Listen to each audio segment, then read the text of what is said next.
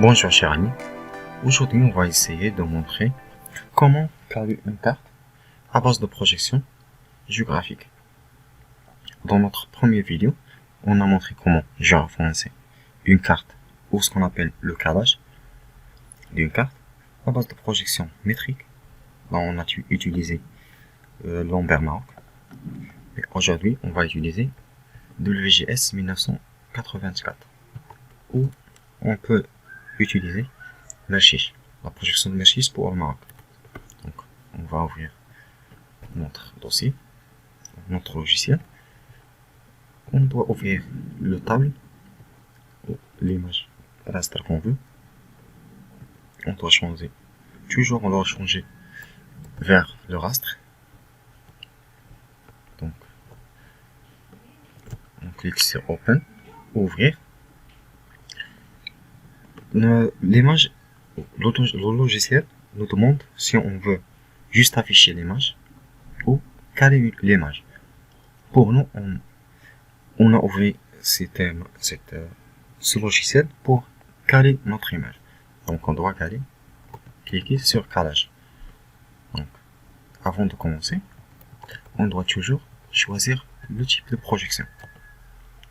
Dans notre cas, on va choisir WGS 1984. Donc, on ne change pas de catégorie parce qu'on veut les longitudes et la latitude. On doit choisir juste la projection. Donc, pour le Maroc, on peut travailler par Merchish. Sinon, on peut travailler avec WGS 1984. Donc, c'est notre projection. On clique sur OK. Maintenant, on peut commencer notre calage. Donc, on doit toujours choisir le point d'interaction entre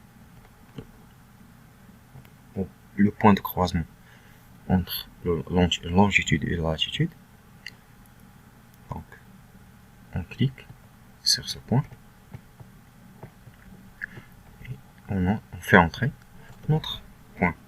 Donc, on doit toujours savoir si notre carte se trouve à l'est ou l'ouest du Greenwich.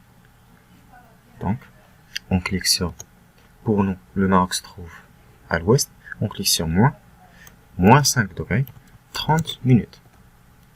On peut convertir les minutes vers le degré, mais en même temps, on peut les utiliser comme ça, sans conversion.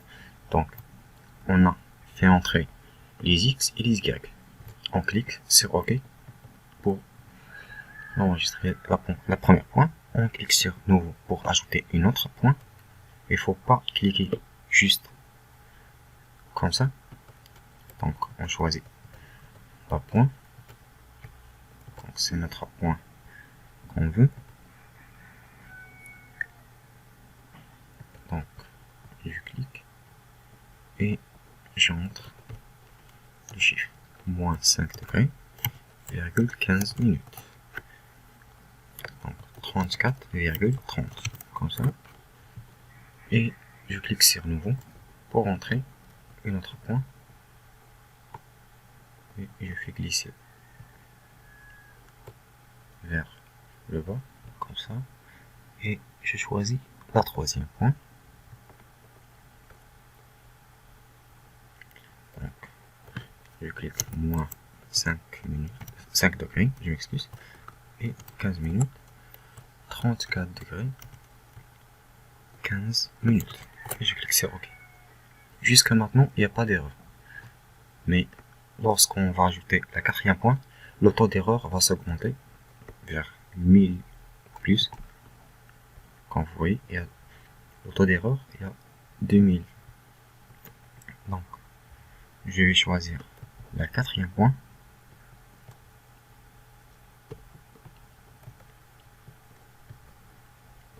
Donc, on ajoute la quatrième.